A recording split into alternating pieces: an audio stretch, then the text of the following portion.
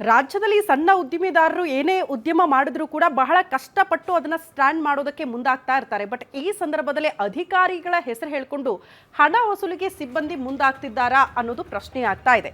GBA, CCB, GST ಅಧಿಕಾರಿಗಳ ಹೆಸರಲ್ಲಿ ಲಂಚ ವಸೂಲಿ ಆಗ್ತಾ ಇದೆಯಾ ಅಂತ, ನಿಷೇಧ ಇದ್ರೂ ಕೂಡ ತಂಬಾಕು ಮಾರಾಟ ಮಾಡ್ತಿದ್ದೀರಾ ಅಂತ ಲಂಚ ವಸೂಲಿ ಮಾಡಿರುವ ಆರೋಪ ಕೇಳಿ ಬಂದಿದೆ.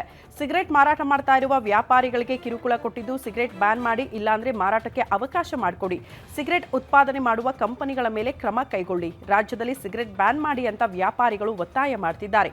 ಅಧಿಕಾರಿಗಳ ಹೆಸರು ಹೇಳಿಕೊಂಡು ವ್ಯಾಪಾರಿಗಳಿಂದ ದುಡ್ಡಿಗಾಗಿ ಬೇಡಿಕೆ ಇಡಲಾಗ್ತಾ ಇದ್ದು 5 ರಿಂದ 10 ಸಾವಿರಕ್ಕೆ ಲಂಚಕ್ಕೆ ಬೇಡಿಕೆ ಇಡ್ತಿದ್ದಾರಂತೆ ನಕಲಿ ಅಧಿಕಾರಿಗಳು.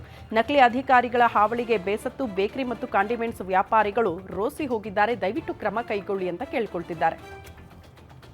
ಮೇನ್ ಆಗಿ ಈ ಕಾಂಡಿಮೆಂಟ್ಸ್ ಅವರಿಗೆ ಸಿಗರೇಟ್ಗಳನ್ನು ಎತ್ಕೊಂಡು ಹೋಗುವಂಥ ಕೆಲಸ ಮಾಡ್ತಾ ಇದ್ದಾರೆ ಪೊಲೀಸ್ ಅಧಿಕಾರಿಗಳು.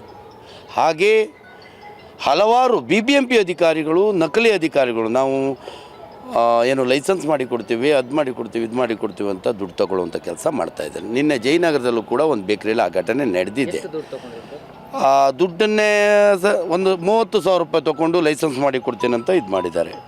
ಹಾಗೆ ನೋಡಿ, ಆಲ್ರೆಡಿ ಜಿಗಣಿ ಮತ್ತು ಯಲಹಂಕ ಹಾಗೆ ರಾಜಾಜಿನಗರದಲ್ಲಿ ಆರೋಗ್ಯ ಅಧಿಕಾರಿಗಳೇ, ಅವರ ಆಫೀಸರೇ ಕಂಪ್ಲೇಂಟ್ ಕೊಟ್ಟಿದ್ದಾರೆ.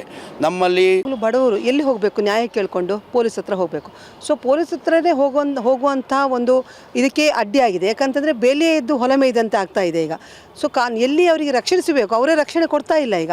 ಸೊ ಹಾಗಿರುವಾಗ ನಿಜವಾಗಿ ನಮ್ಮ ಸರ್ಕಾರಕ್ಕೆ ಯಾವುದಾದ್ರೂ ತೊಂದರೆ ಇದ್ದರೆ ಅಥವಾ ಇದ್ರ ಕಂಪನಿ ಮೇಲೆ ಅವರು ಅದನ್ನು ಹೇರಿಕೆ ಮಾಡಲಿ, ಏನು ಸಮಸ್ಯೆ ಇದ್ದರೆ, ಯಾಕೆ ಈ ಬೇಕರಿ ಮತ್ತು ಕಾಂಡಿಮೆಂಟ್ ಸಣ್ಣ ಉದ್ಯಮದಾರರ ಮೇಲೆ ಇವರು ಪ್ರಹಾರ ಮಾಡ್ತಾ ಇದ್ದಾರೆ? ಅವರು ಬೇಡ ಅಂದರೆ ಉತ್ಪಾದನೆ ಮಾಡಬೇಡಿ. ಬೇಡ ಅಂದರೆ ಉತ್ಪಾದನೆ ಮಾಡಬೇಡಿ ಈಚೆಯಿಂದ.